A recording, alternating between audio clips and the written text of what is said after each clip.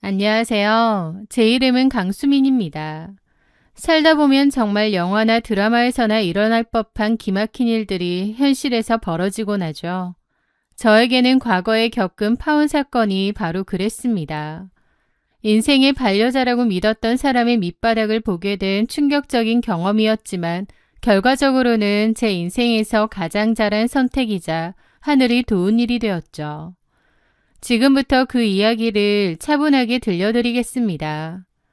저희 가족은 아빠, 엄마, 그리고 외동딸인 저 이렇게 세 식구입니다. 저는 어릴 적부터 엄마와 유독 애틋하고 각별한 사이였어요. 저희 엄마는 원래 무용을 전공하셨고 프리랜서 무용가로 활동을 하셨습니다. 춤을 사랑하는 엄마의 얼굴은 그 누구보다 행복해 보였고 참 아름다웠어요. 하지만 제가 고등학생이 되던 해 엄마는 불의의 교통사고를 당하셨습니다. 수차례의 큰 수술을 견뎌내셨지만 안타깝게도 다리에 심각한 장애가 남게 되었습니다. 무용을 평생 업으로 삼던 엄마가 다리를 더 이상 쓸 수 없다니. 사고 이후 엄마의 삶은 완전히 달라졌습니다. 당연히 무용은 더 이상 할 수가 없었고 육체적인 고통보다 엄마를 더 힘들게 했던 것은 꿈을 잃었다는 상실감과 우울감이었습니다. 언제나 밝고 활기찼던 엄마가 휠체어에 의지한 채 집안에서만 머물며 자존감이 한없이 바닥으로 떨어지는 모습을 지켜보는 것은 제게도 저희 아빠에게도 너무나 가슴 아픈 일이었습니다. 그러던 어느 날 엄마는 취미를 하나 가지셨어요. 바로 그림을 그리는 것이었죠. 엄마는 동네 가까운 화실에서 그림을 배우기 시작했고 그림을 그리면서 무척이나 밝아지셨어요. 엄마가 몰두할 수 있는 취미가 생긴 거고 또 다른 꿈이 생긴 거죠. 대학을 졸업하고 직장 생활을 하다가 창업을 준비하던 저는 그맘때 엄마의 그림을 이용한 갤러리 카페를 열게 되었습니다. 저희 엄마가 전문 화가는 아니겠지만 저에게는 가장 소중하고 아름다운 그림들이었고 그 그림을 카페에 전시하고 싶었거든요. 그렇게 저는 제가 모은 돈과 아빠의 지원을 받아 카페를 차리게 되었습니다. 제 카페는 아빠 소유의 상가 건물 1층에 있었죠. 저는 엄마의 작품이 잘 보일 수 있도록 인테리어에 신경을 썼습니다. 저희 카페에 오는 사람들은 커피도 마시면서 작품도 구경할 수 있게 되었죠.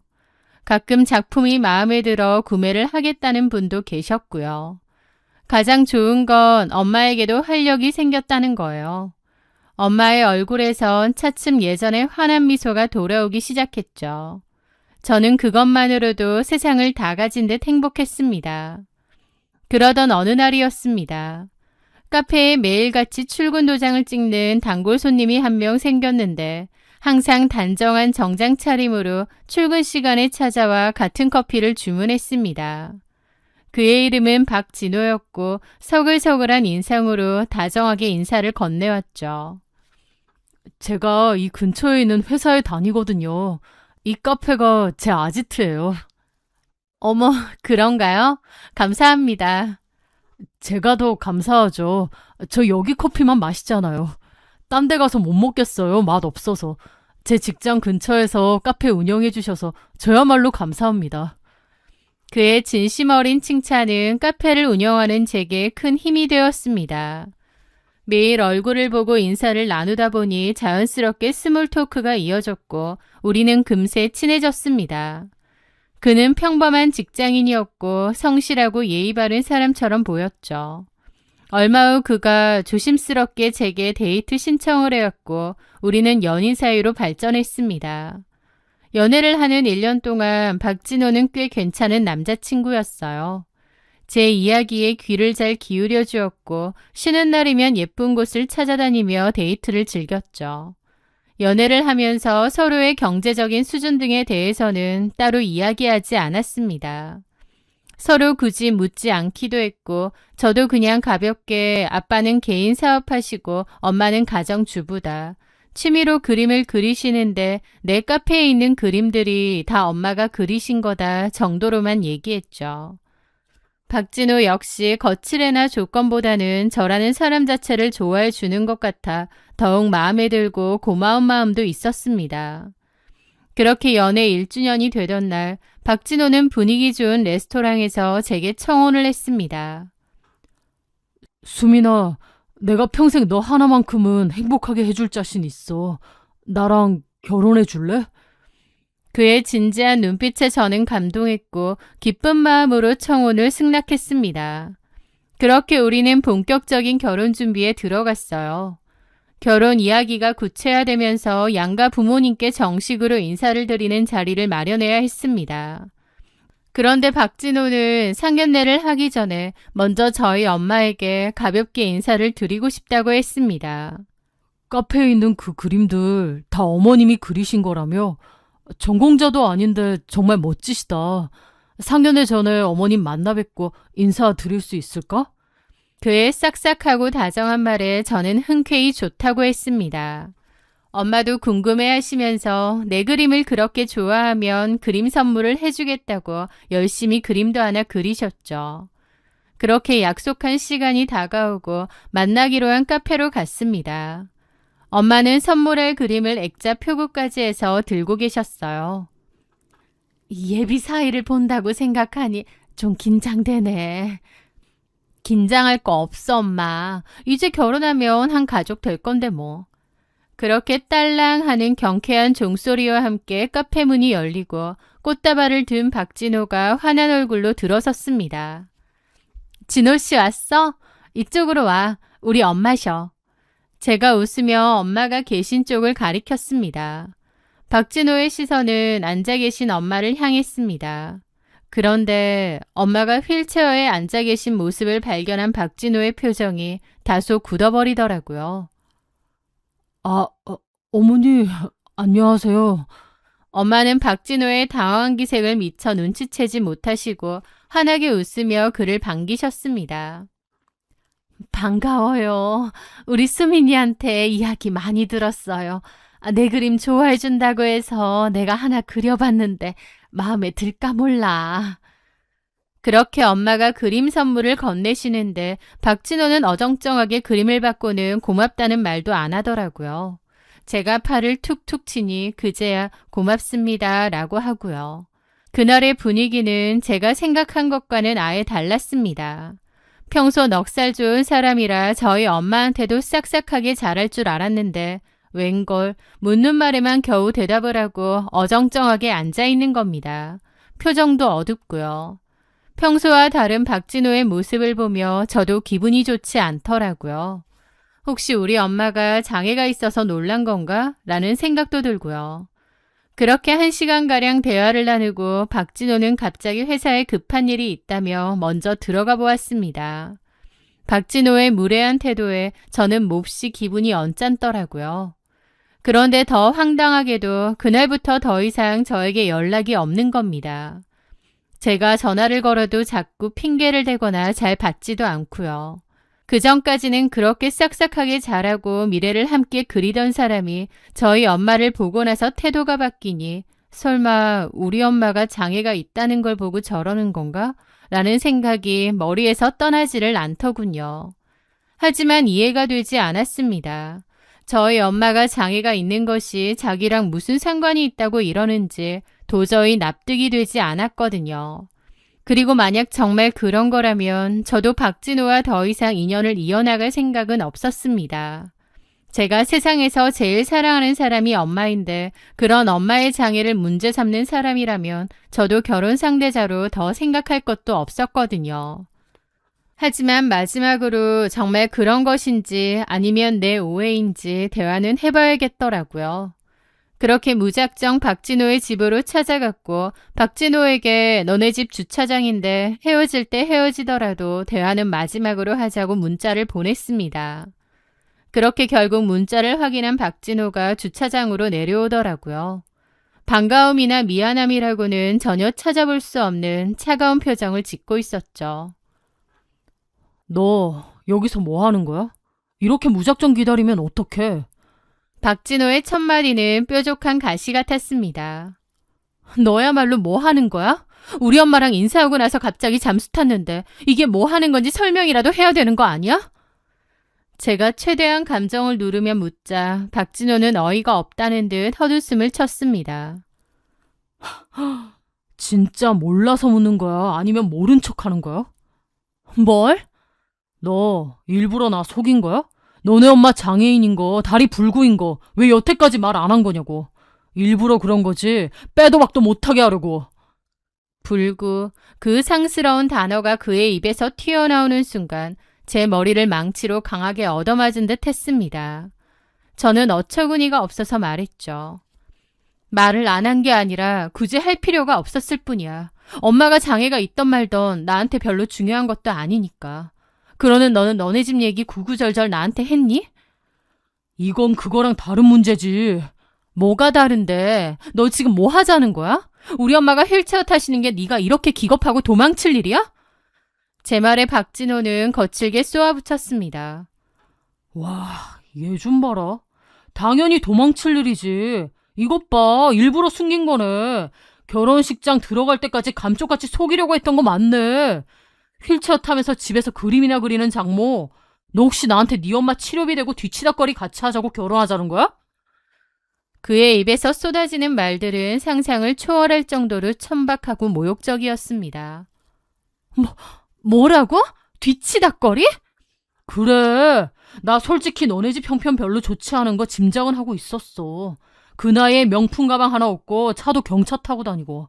그래도 사람 하나 보고 둘이 같이 잘 살 수 있겠다 싶어서 결혼 결심한 거야. 근데 장모가 장애인인 건 얘기가 다르지. 내가 무슨 자선사업가야? 너 내가 벌어오는 월급으로 니네 친정까지 도와줘야 된다고 생각하는 거 아니지? 나한테 그 짐 다 떠넘기고 빨대 꽂으려고 한 거 아니냐고. 그리고 여태까지 말도 안 하고. 너 사람 감쪽같이 속이는데 소질 있다. 저는 기가 막혀서 숨조차 제대로 쉬어지지 않았습니다. 저에 대해서 자기 멋대로 판단하고 생각했더라고요. 저는 연애하는 동안 굳이 집안에 대해서 얘기한 적도 없고 자산에 관한 얘기는 더더욱 한 적이 없습니다.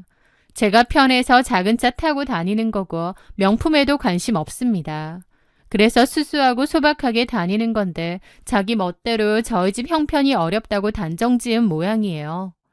자신의 머릿속에서 마음대로 저를 거짓 취급하고 지능 구원자 행세를 하며 알량하고 얄팍한 우월감을 느꼈던 모양인데 휠체어를 탄 엄마를 보자마자 자기한테 짐이 떠맡겨질까봐 질겁을 한 겁니다.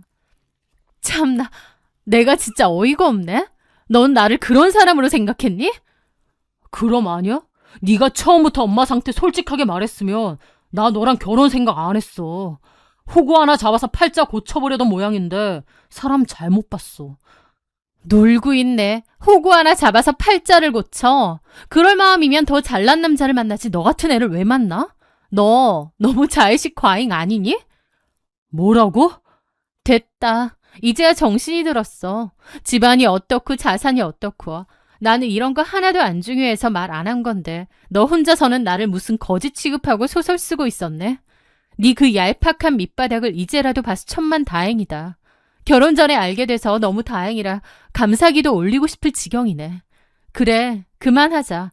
다시는 내 눈앞에 뛰지 마. 저는 미련 없이 등을 돌려 제 차로 향했습니다.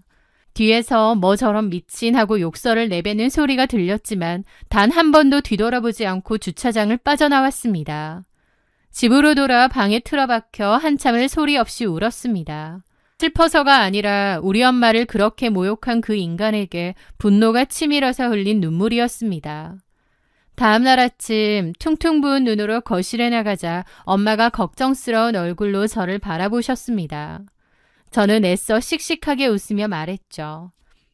엄마, 나 그 사람이랑 헤어졌어.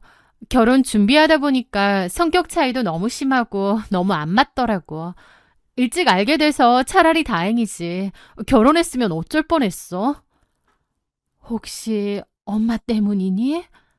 엄마 때문은 무슨, 엄마가 뭐, 그게 아니라 내가 이제 콩깍지가 벗겨진 거야. 와, 진짜 별로인 인간이더라고. 차라리 너무 잘 됐어. 저는 엄마가 상처받으실까봐 그 인간이 했던 막말은 입 밖에도 내지도 않았습니다. 그저 제가 마음이 변해서 헤어진 것으로 둘러댔죠. 엄마도 아빠도 저를 걱정했지만 저는 오히려 아무렇지 않은 듯 더 씩씩하게 행동했습니다. 그리고 실제로도 그런 인간인 줄 알았으면 제가 미쳤다고 결혼 결심을 하겠나요? 정말 진심으로 이렇게 끝나게 된 게 다행이라는 생각이 들었습니다. 그렇게 며칠 뒤 아빠가 저에게 얘기했어요. 수민아, 너 대량 주문 가능하냐? 왜? 웬만큼은 가능해. 우리 회사 직원들이 프로젝트 준비 때문에 매일 야근하느라 고생이 많거든. 프로젝트가 금요일이니까 내일이나 모레 정도에 커피랑 샌드위치 좀 넉넉하게 포장해서 아빠 회사로 배달 좀 해다오. 알겠어요. 몇 개 정도? 세 팀이니까 30인분 정도면 될 거다. 가능하겠니? 그럼요. 가능하죠. 그렇게 저는 다음날 아르바이트생과 주문받은 샌드위치와 커피를 시간에 맞춰 만들었습니다. 그리고 제 차에 싣고 아빠 회사로 향했죠. 아빠 회사가 저희 카페와 가깝기는 하지만 워낙 짐이 많다 보니 차로 이동을 해야 했습니다. 그런데요, 사실 저희 아빠가 운영하시는 회사에는 비밀이 있습니다. 바로 헤어진 전 남친 박진호가 저희 아빠 회사에 다니고 있다는 거예요. 박진호에게 처음 회사 이름을 들었을 때 깜짝 놀랐습니다. 우리 아빠 회사라고 말할까 하다가 괜히 남자친구 직장 상사가 아빠라는 사실을 알게 되면 부담이 될 것 같더라고요. 그래서 굳이 말하지 않았습니다. 아빠에게도 말하지 않았고요. 사실 사람 일이 어떻게 될지 모르는데 막말로 사귀다가 헤어지기라도 하면 서로 껄끄러워질지도 모른다는 생각도 있었거든요. 그래서 결혼이 확실해지면 상견례 전에 서프라이즈로 밝혀야겠다고 생각했죠. 하지만 이제는 서프라이즈가 아니라 통쾌한 응징이 될 차례였습니다. 저는 카트에 샌드위치와 커피를 챙겨 들고 아빠 회사 로비로 들어섰습니다. 그리고 익숙하게 엘리베이터를 타고 임원실과 여러 부서가 모여있는 2층으로 향했죠. 잠시 카트를 입구 근처에 대놓고 화장실을 가려는데 그 근처에서 마침 누군가와 딱 마주쳤습니다.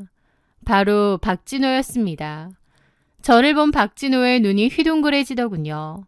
놀람도 잠시 그의 얼굴에는 이내 불쾌함과 어이없음 그리고 묘한 오만함이 번졌죠. 너 여기 웬일이야? 며칠 전에 주차장 찾아온 것도 모자라서 이제는 회사 사무실까지 찾아온 거야 설마? 또 혼자 소설을 쓰고 있더라고요. 그 꼬라지를 보는데 헛웃음이 터져나왔습니다. 헤어지고 나니 진짜 이 사람의 진면목이 보이는구나 싶었죠. 지나가는 직원이 박 대리님 무슨 일이에요? 하며 물었는데 박진호는 손을 내젓더라고요. 아니에요. 파혼한 전 여자친구인데 미련을 못 버리고 여기까지 찾아왔나 봐요. 야, 강수민, 그만 나가. 여기 아무나 들어오는 데 아니야. 헤어졌으면 그만이지 구질구질하게 이게 뭔데. 저는 그 인간에게 성큼성큼 다가가 한치의 망설임도 없이 정강이를 냅다 걷어차버렸습니다. 박진호가 비명을 지르며 정강이를 부여잡고 주저앉았습니다.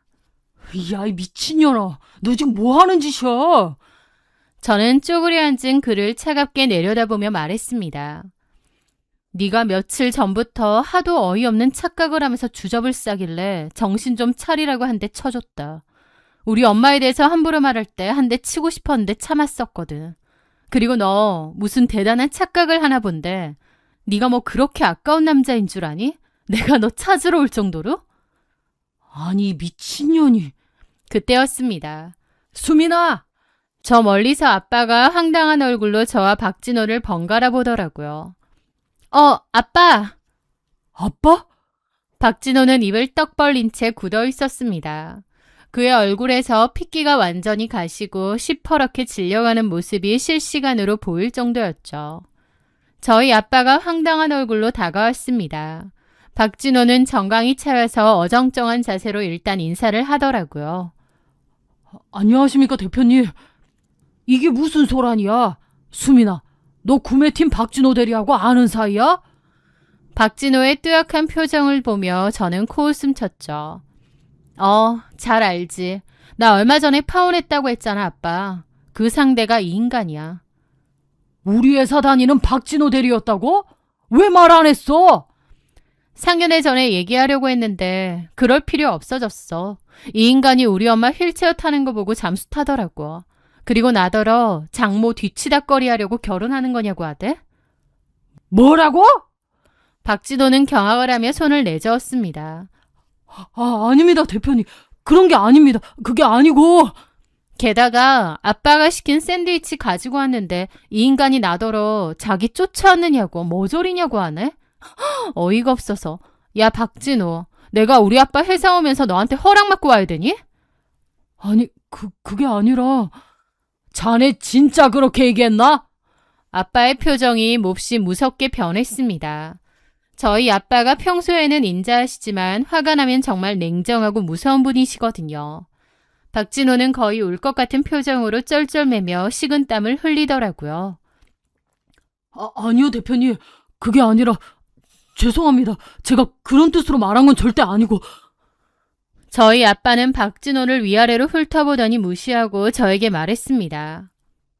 어쨌든 여기까지 온다고 고생 많았다. 네 아빠, 저기 카트에 다 실려 있어요. 아빠가 같이 들어주마. 그렇게 저는 아빠와 카트를 챙겨드는데 박진호가 한달음에 달려와 카트를 자기가 잡으려고 하더라고요. 제가 들겠습니다. 하지만 저희 아빠는 박진호의 손을 차갑게 뿌리쳤죠. 필요 없으니 만지지 말게. 그렇게 아빠가 냉정하게 쳐다보자 박진호는 쪼그라든 눈빛으로 뒤로 주춤 물러나더라고요. 아빠는 카트를 손수 들고 저와 함께 복도를 지나 사무실 안으로 들어갔습니다. 아빠는 우리 딸이 이 앞에 카페를 한다며 저를 팀원분들에게 소개해 주시고 샌드위치도 나눠주셨어요. 박진호도 엄청 쭈뼛대면서 뒤늦게 들어오더라고요. 저는 아빠 회사분들과 함께 인사를 나누고 빈 카트를 챙겨서 밖으로 나왔습니다. 그런데 박진호가 엘리베이터를 기다리는 제 앞에 달려와 저를 붙잡더라고요. 수민아, 내가 이거 들고 갈게. 무겁잖아. 180도 변한 태도와 표정으로 저를 대하는데 어처구니가 없더라고요. 우리 아빠가 아까 하는 말 못 들었어? 필요 없으니 나와줄래? 저는 박진호의 손을 뿌리치고 내려갔습니다. 그날부터 박진호에게는 수십 통의 부재중 전화와 장문의 문자가 쏟아졌습니다. 너무 속보일 정도로 달라진 행동이었죠. 게다가 다음 날부터 박진호는 저희 카페로 찾아오기까지 하는 거예요. 수민아, 내가 정말 미쳤었어. 그런 식으로 말하는 게 아닌데 어머님께도 진심으로 사과드릴게. 나는 어머님이 몸이 불편하거나 그런 게 문제가 아니라 네가 그동안 얘기를 안 했다는 거에 대해서 너무 섭섭했던 거야. 저는 그러든가 말든가 아예 투명인간처럼 무시를 했습니다. 대표이사 사위라는 동아줄을 놓친 것에 대한 미련과 후회가 아주 절절하더라고요. 대꾸도 안 하는데 자꾸 카페에 들락날락 거리길래 대놓고 말했습니다. 그냥 가줄래? 경찰 부를까? 수민아. 여보세요? 거기 112죠. 여기 스토커가 있어서요. 저는 아예 전화하는 척까지 했습니다. 그랬더니 식겁을 하면서 나가더라고요. 그리고 그 사건의 후폭풍은 아빠 회사 내부에서 더욱 거세게 불어닥쳤습니다. 회사에도 그때의 일이 삽시간에 소문이 다 났어요. 제가 말한 것도 아닌데 예비 장모님의 다리 장애를 이유로 파혼을 요구했다는 소문이 파다했죠. 아마 제가 대표 딸인 줄 모르고 친한 동료들에게 했던 말인가 본데 그날 사건으로 회사의 소문이 다 퍼진 겁니다. 회사 사람들은 박진호의 그 천박하고 비열한 인성에 경악했죠. 어떻게 사람이 장애를 이유로 파혼을 하냐? 진짜 됨됨이 바닥이다. 평소에 착한 척은 다 하더니. 대표님이 사모님 얼마나 끔찍하게 아끼시는데 그걸 모욕했으니 박 대리는 이제 회사 생활 끝났지. 아빠는 그렇다고 박진호를 따로 부르거나 화를 내거나 불이익을 주신 적은 없습니다. 하지만 상사의 무언의 압박과 온 회사 직원들의 경멸 어린 따가운 시선, 박진호는 그 숨막히는 바늘방석 같은 분위기를 버티지 못한 것 같아요. 결국 사건이 있은 지 한 달 만에 박진호는 스스로 사직서를 제출하고 도망치듯 회사를 퇴사했거든요. 자신의 얄팍한 계산과 못된 입놀림 때문에 결혼은 물론이고 잘 다니던 직장과 업계에서의 평판까지 모두 잃게 된 것입니다. 누군가를 조건이나 겉모습으로 재단하고 함부로 상처를 주는 사람은 결국 그 칼날이 자신에게 돌아간다는 것을 이번 일을 통해 뼈저리게 배웠겠죠. 저는 그 박진호라는 오점을 제 인생에서 깨끗하게 지워버리고 다시 소중하고 평화로운 일상으로 돌아왔습니다. 엄마는 얼마 전 저희 카페에서 작은 전시회도 진행했습니다. 다리에 장애를 입고 꿈을 잃고 좌절했던 엄마를 행복하게 해주는 취미가 있다는 게 너무 기쁘더라고요. 저 역시 카페를 성실히 운영하며 손님들의 미소 속에서 행복을 느끼고 있습니다. 저는 앞으로도 제게 주어진 이 소중한 가족과 일상을 지키며 더욱 단단하고 당차게 살아갈 것입니다. 저의 파혼 이야기를 끝까지 들어주셔서 감사합니다.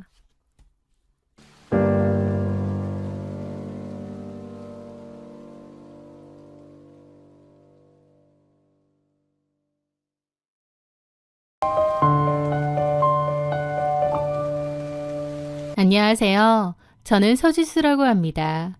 남편 홍은창과는 지인의 소개로 만나 8개월의 연애 끝에 부부의 연을 맺었습니다. 평범하고 무난한 연애 기간이었고 양가 집안의 큰 반대나 갈등 없이 순조롭게 결혼 준비를 마쳤습니다. 다만 한 가지 제 마음에 작은 돌덩이처럼 걸리는 것이 있다면 남편의 누나, 즉 시누이 홍은이의 존재였습니다. 시누이는 원래 제주도에 살고 있었습니다. 그곳으로 시집을 가서 마사지샵을 운영하고 있다고 들었죠. 상견례를 앞두고 가족들에게 정식으로 인사를 드리던 날 시누이를 처음 마주했습니다. 그녀의 첫인상은 상당히 까칠하더군요. 저를 위아래로 훑어보던 시누이는 자리에 앉자마자 대뜸 훈계부터 시작했습니다. 내가 손 윗사람이니까 말 놓아도 되지? 아, 네, 그럼요. 우리 집 들어오면 남편한테 잘하고 특히 우리 엄마 아빠 깍듯하게 모셔야 할 거야. 요새 애들처럼 자기 권리만 따지면 곤란해. 처음 보는 예비 올케에게 축하의 말보다 시집살이를 예고하는 듯한 훈계를 늘어놓는 모습에 저는 내심 황당했습니다. 속으로 참 별로구나 라는 생각이 들었죠. 집으로 돌아오는 길에 남편에게 솔직한 심정을 이야기했습니다. 남편은 멋쩍게 웃으며 변명을 늘어놓았습니다.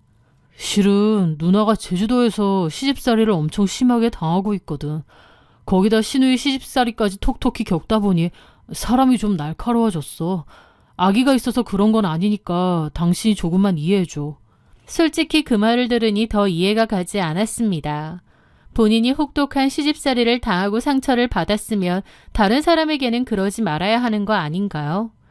자신이 당한 억울함을 엉뚱하게 새로 들어오는 올케에게 화풀이하는 심보가 불쾌했습니다. 하지만 어차피 시누이는 바다 건너 제주도에 살고 있었고 1년에 명절 때나 한두 번 볼까 말까 한 사이니 적당히 거리를 두면 괜찮을 거라 스스로를 다독였습니다. 그렇게 2년의 시간이 흘렀습니다. 저희 부부는 맞벌이를 하며 나름대로 안정적인 신혼생활을 이어가고 있었습니다. 그런데 평온했던 저희의 일상에 갑작스러운 불청객이 들이닥쳤습니다. 시누이가 이혼을 한 뒤 제주도 생활을 끝내고 서울 본가로 짐을 싸서 올라온 것이죠.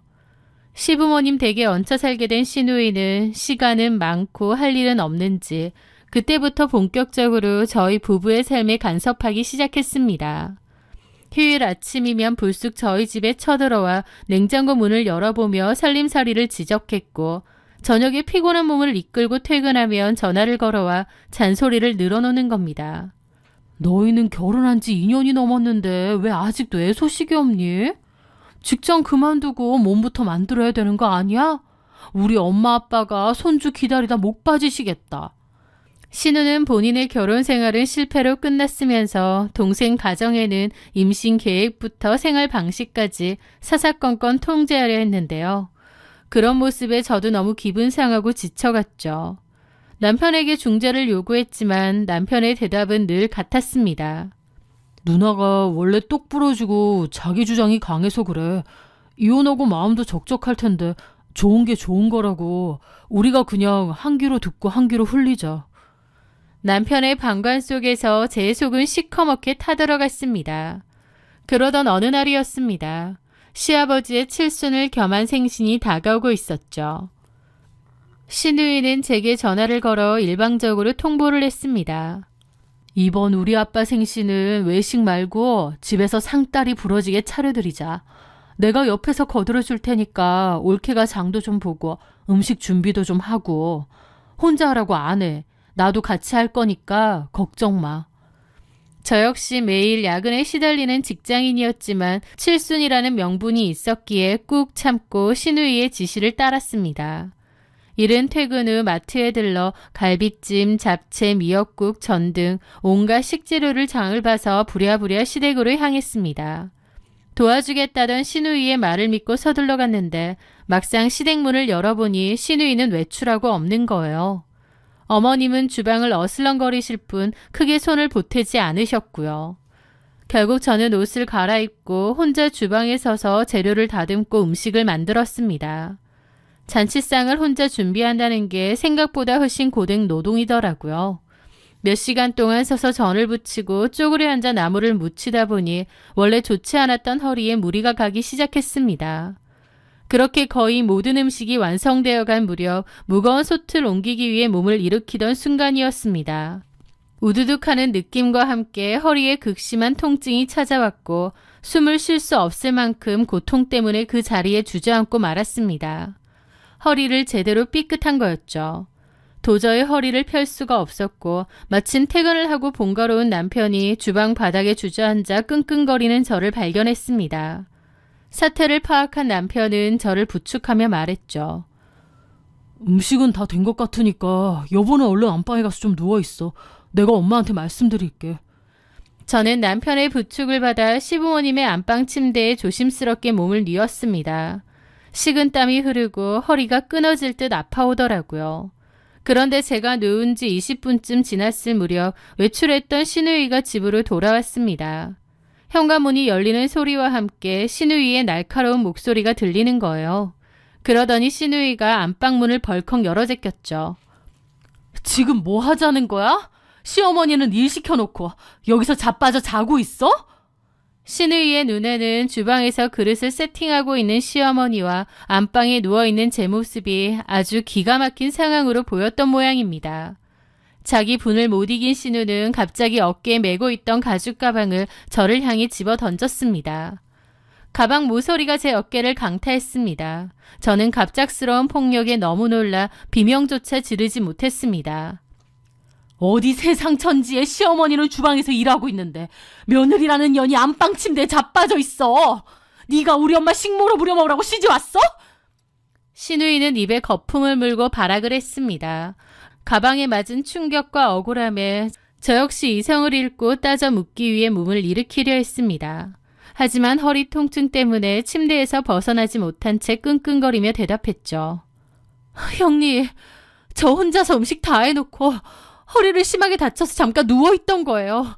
어떻게 상황도 안 물어보시고 다짜고짜 사람한테 가방을 집어던지세요? 제 말에 신우이는 콧방귀를 뀌었습니다. 웃기고 있네. 허리 아픈 건 핑계고 그냥 일하기 싫어서 꾀병 부리는 거 내가 모를 줄 알아? 당장 안 일어나? 말이 통하지 않는 인간이었습니다. 소란을 듣고 달려온 남편이 신우이를 말렸지만 저는 더 이상 참을 이유를 찾지 못했습니다. 저는 아픈 허리를 부여잡고 겨우 자리에서 일어났습니다. 그리고 남편을 향해 아주 차갑게 말했죠. 나 갈게. 오늘 이후로 나는 당신 누나랑 평생 안 보고 살 거니까 그렇게 알아. 저는 가방만 챙겨든 채 뒤도 돌아보지 않고 시댁을 빠져나왔습니다.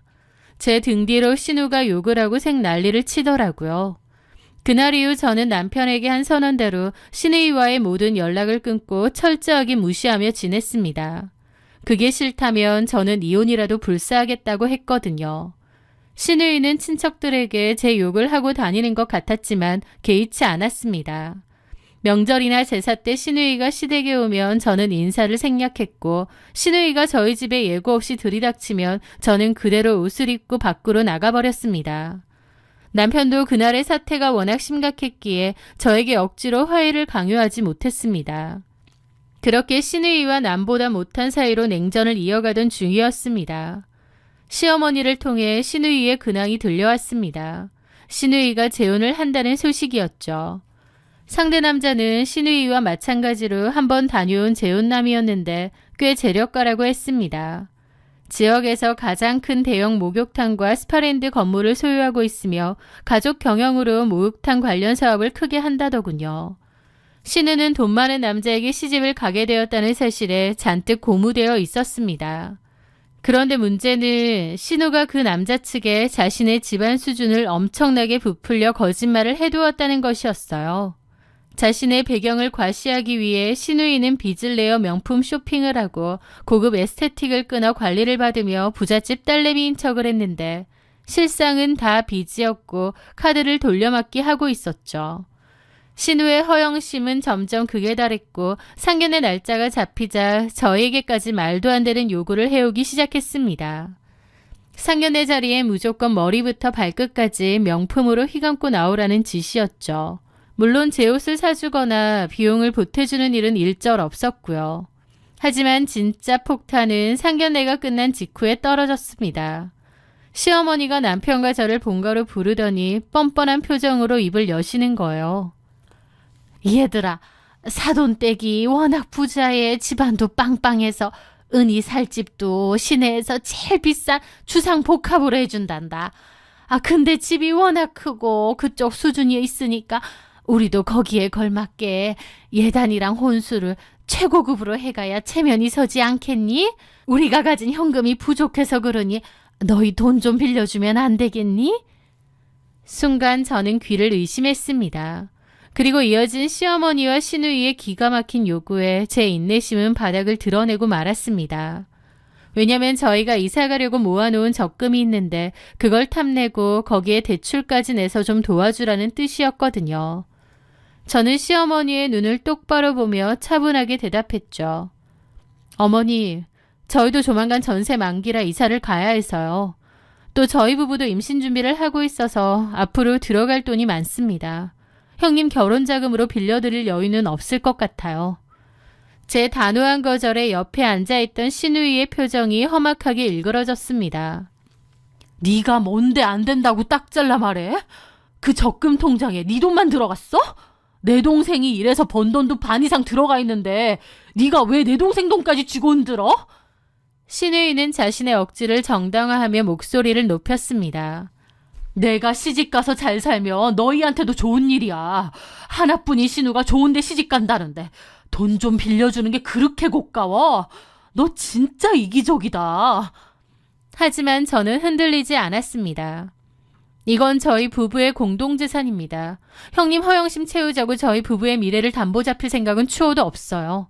정 필요하시면 은행에 직접 대출을 알아보시던가요. 저는 그 자리에서 분명하게 선을 긋고 일어섰습니다. 뭐? 허영씨? 저게 미쳤나 정말. 남편은 제 옆에서 안절부절 못하며 시어머니와 제 눈치를 번갈아 볼 뿐 제 편을 들지도 누나를 말리지도 않았습니다. 그날 이후 시누이의 도를 넘은 괴롭힘이 시작되었습니다. 제 휴대폰으로 밤낮을 가리지 않고 원색적인 비난이 담긴 메시지가 쏟아졌습니다.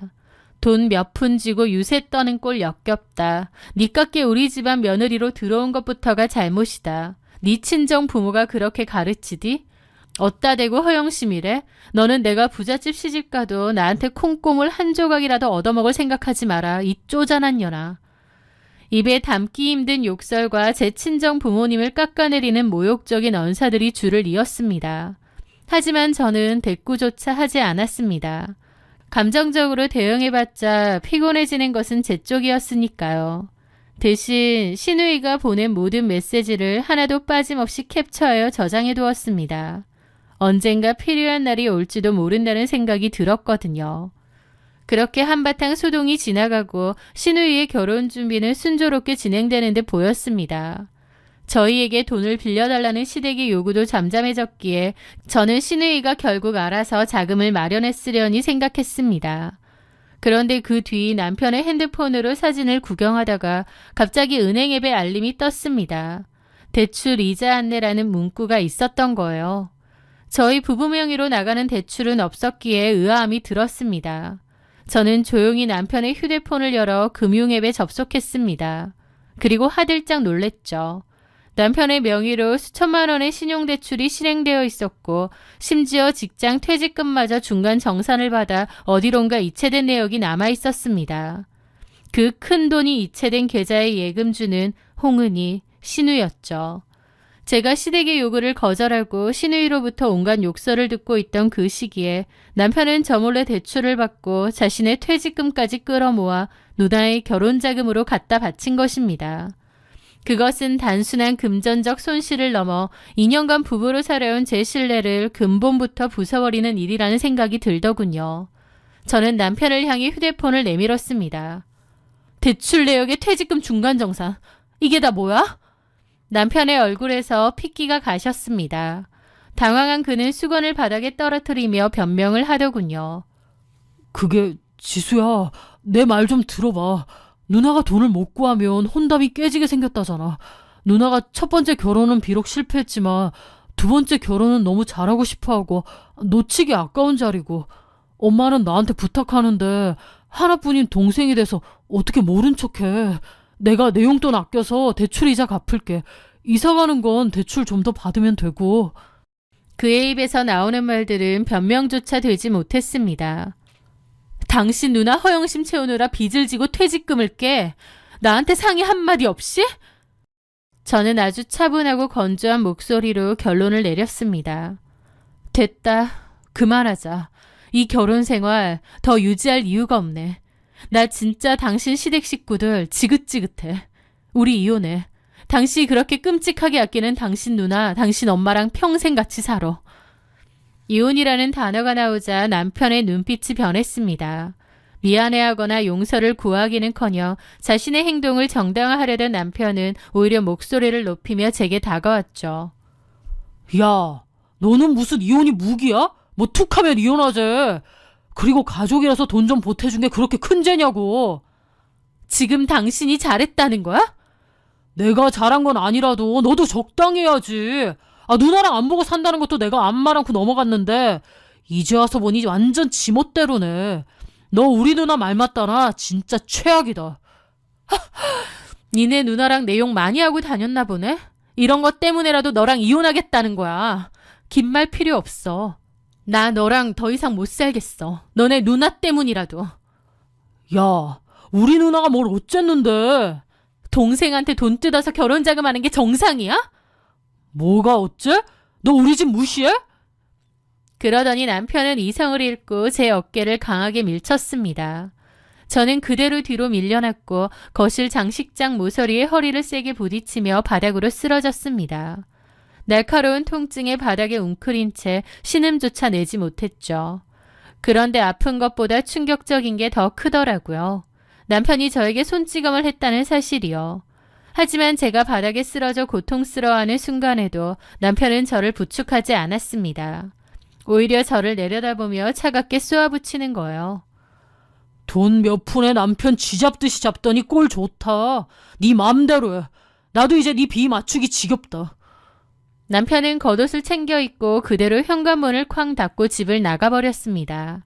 혼자 남겨진 거실 바닥에서 바닥에 쓰러진 저는 명확하게 깨달았습니다. 이 결혼은 완벽하게 끝났다는 것을요. 하루라도 빨리 이 관계를 끊어내야겠다는 생각뿐이었습니다. 저는 겨우 몸을 일으켜 혼자 택시를 타고 병원으로 향했습니다. 의사는 허리 인대 손상과 타박상으로 진단서를 끊어주었습니다.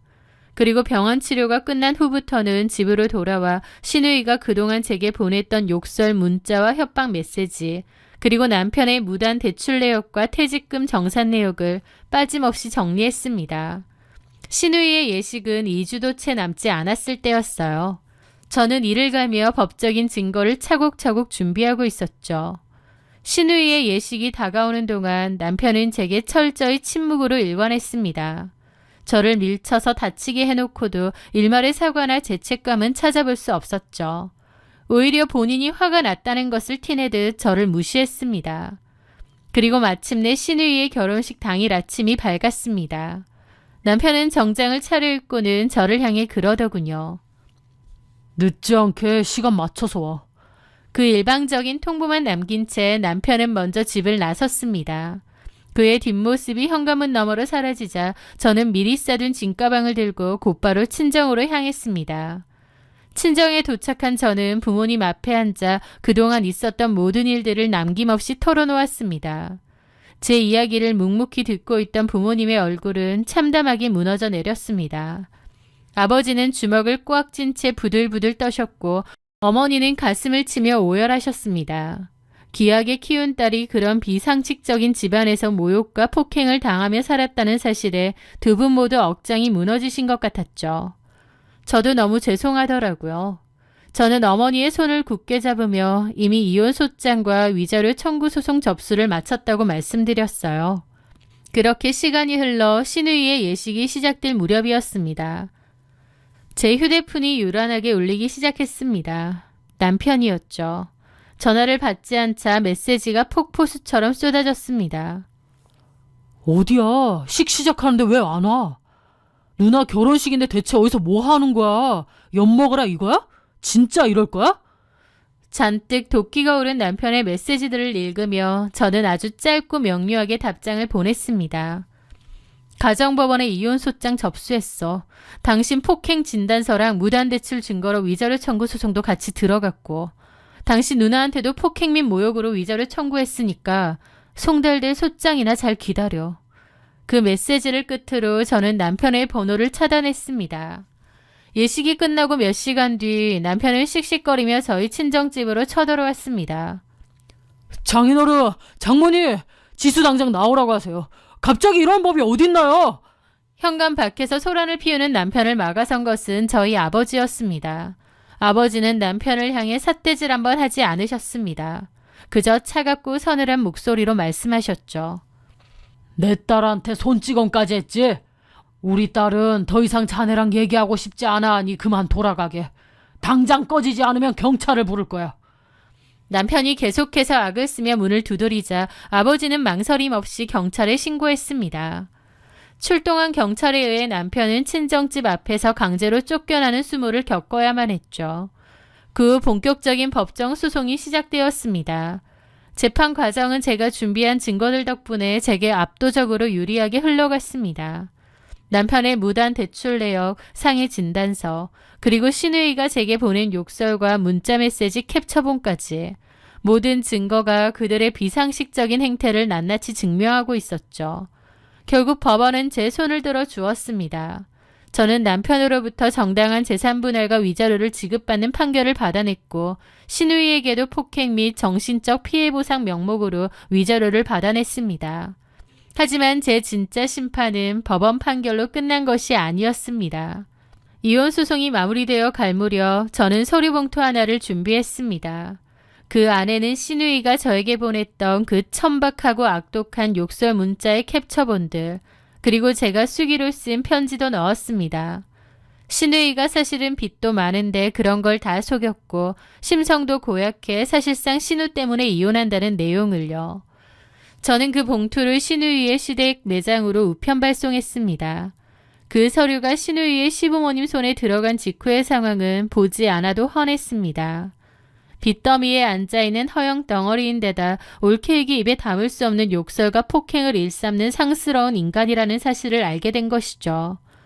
결국 신우는 혼인신고조차 제대로 하지 못하고 식을 올린 지 한 달도 채 되지 않아 파토가 났다고 하더군요. 그 집에 시집가려고 돈만 쓴 격이 되었죠. 저는 이혼 후 그 집과는 완전히 선을 긋고 살고 있고요. 저는 전 신우가 참 못됐고 어리석은 사람 같습니다. 자신이 겪은 시집살이의 분노를 아무런 죄도 없이 만만한 저에게 화풀이하며 돌려주려 했던 그 못된 심보. 그 못된 아기는 결국 가장 날카로운 부메랑이 되어 본인 인생을 파멸시킨 게 아닌가 싶어요. 남편이나 신우이의 비참한 근황은 가끔 건너 들려오지만 제 마음에는 이제 어떠한 파동도 일지 않습니다. 제 지난 결혼 생활은 제게 뼈아픈 교훈을 주었지만 동시에 제 자신을 스스로 지켜내는 단호함도 가르쳐 주었다고 생각합니다. 제 긴 사연을 들어주셔서 감사합니다.